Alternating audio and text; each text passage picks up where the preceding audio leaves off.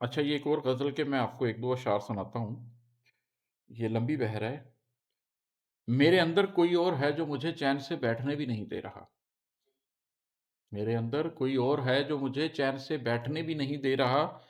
میرے غم، میری خوشیاں، میری زندگی مجھ کو خود کاٹنے بھی نہیں دے رہا۔ اب یہ آپ کے اندر کون ہوتا ہے؟ اس کے اوپر میں بڑی دفعہ بحث کر چکا ہوں، لیکن آپ کے اندر کی ایک ذات ہے، جب وہ جاگ جاتی ہے تو پھر وہ آپ کو چین سے نہیں بیٹھنے دیتی۔ پھر وہ آپ کو غم، آپ کی خوشیاں، آپ کی زندگی کے جو فیصلے ہیں وہ آپ کو سرسری طور پر ایسے نہیں کرنے دیتی جیسے دنیا میں سارے کر رہے ہوتے ہیں۔ پھر وہ کہتی ہے کہ میری ذات کی شناخت کو سامنے رکھتے ہوئے فیصلے کرو۔ آپ اپنے خوشیوں کے فیصلے کیسے کرتے ہیں دنیا داری میں؟ کچھ پیرامیٹرز آپ نے سوسائٹی کے اندر رکھے ہوئے ہیں، آپ ان پر کرتے ہیں۔ اپنے غموں کے فیصلے کیسے کرتے ہیں؟ کچھ پیرامیٹرز ہیں، اس پہ کرنے ہیں۔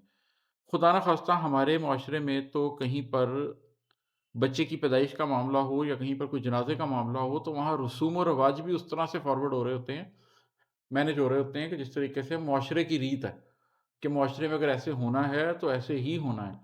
ٹھیک ہے، لوگ کل یا چالیسواں بھی مذہب سے زیادہ اس پوائنٹ آف ویو سے کہ دنیا کیا کہے گی، اس کے پوائنٹ آف ویو سے لے کے چل رہے ہوتے ہیں۔ تو میرے اندر کوئی اور ہے جو مجھے چین سے بیٹھنے بھی نہیں دے رہا۔ میرے غم، میری خوشیاں، میری زندگی مجھ کو خود کاٹنے بھی نہیں دے رہا۔ وہ شخص جب جاگ جاتا ہے نا، پھر وہ کہتا ہے میری طرح سے فیصلہ کرو، میری ذات کی بہتری کے لیے فیصلہ کرو۔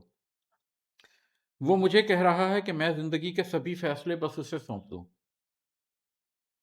وہ مجھے کہہ رہا ہے کہ میں زندگی کے سبھی فیصلے بس اسے سونپ دوں، اور اتنے بڑے فیصلے کے لیے وہ مجھے سوچنے بھی نہیں دے رہا۔ یہ جو مومنٹ آتی ہے نا جس کے اندر آپ نے اپنی زندگی کے سارے فیصلے کسی کو دینے ہوں، چاہے آپ اس کی سادہ انٹرپریٹیشن کر لیں کہ کوئی شخص آپ کی زندگی میں کسی خاتون کا میاں کہہ رہا ہے کہ سارے فیصلے میں ہی کروں گا، تم کوئی فیصلہ نہیں کر سکتی۔ کسی کے والد صاحب یہ کہہ رہے ہیں کہ بھائی اس گھر کے سارے فیصلے میں کرتا ہوں، تم نہیں کرو گے۔ اس میں بھی یہ ہوتا ہے کہ آپ ایک دفعہ پاز کر کے کہتے ہیں کہ یار میں اپنی زندگی کے سب فیصلے اس شخص کے ہاتھ میں سونپ دوں، یہ تو بہت بڑا فیصلہ ہے، مجھے کچھ سوچنا پڑے گا کہ میں اتنا بڑا فیصلہ کر سکتا ہوں یا نہیں۔ کیا میں اپنی زندگی کے فیصلے اس کو دے سکتا ہوں؟ مجھے اس کے لیے وقت چاہیے۔ اتنے بڑے فیصلے کے لیے وہ مجھے سوچنے بھی نہیں دے رہا، تو آپ کہیں گے ایسے نہیں ہو سکتا۔ اگر بچی کی شادی کرنی ہے اور میں نے یہ سوچنا ہے کہ آج کے بعد اس کی زندگی کے سارے فیصلے یہ میرے سے کنسلٹیشن میں نہیں کرے گی، اپنے میاں سے کنسلٹیشن میں کرے گی، مجھے بھی سوچنے کے لیے ٹائم چاہیے۔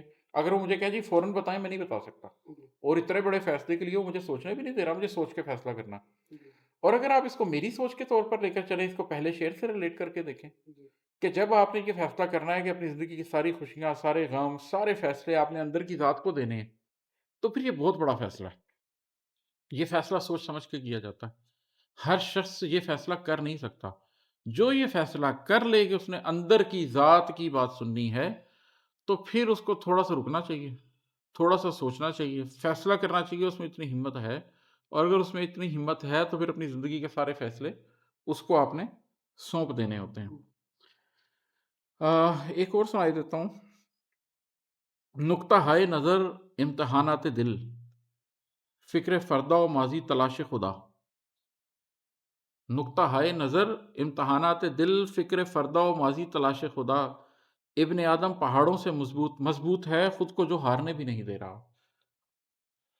پہاڑوں سے مضبوط میں نے کیوں کہا ہے کہ اللہ تعالیٰ نے جب انسان کو کہا کہ یہ ایک امتحان ہے، اس سے گزرنا ہے، تو یہ پہاڑوں سے کہا کہ تم گزرنا چاہو گے، وہ پیچھے ہو گئے۔ مطلب جس کو یہ آفر کیا گیا، حتیٰ کہ پہاڑوں سے بھی کہا گیا کیا ہوتا کہ تمہیں بنا دیا جائے گا،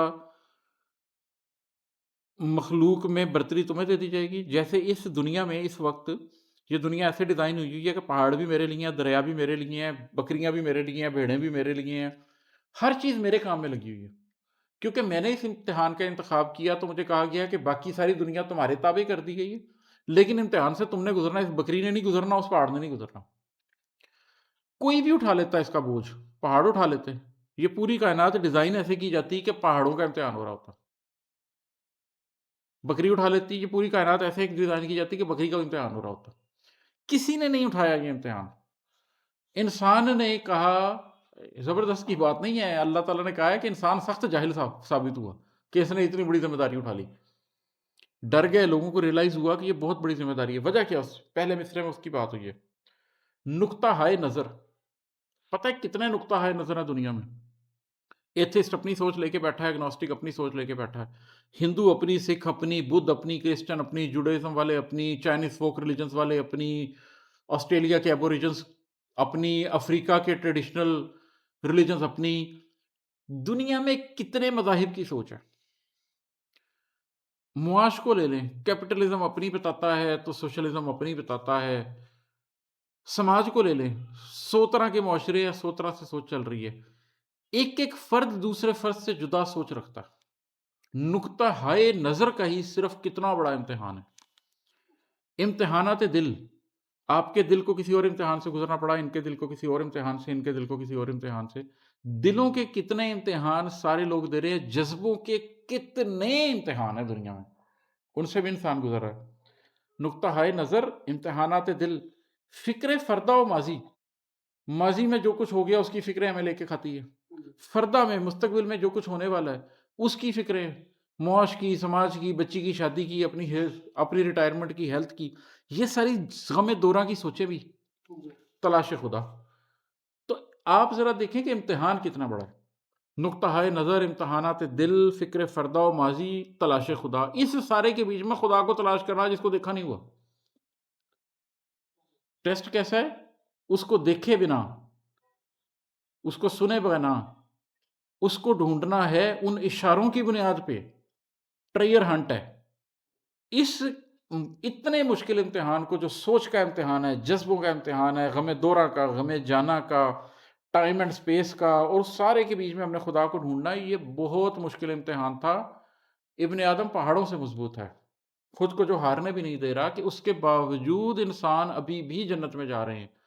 उसके बावजूद अभी भी इंसान इस जंग में लड़ रहे हैं, लड़ रहे हैं, लड़ रहे हैं, तो बहरहाल पहाड़ों से ये नहीं हुआ, लेकिन इंसान करने वाले ये काम कर रहे हैं। एक मुश्किल रास्ता है ये।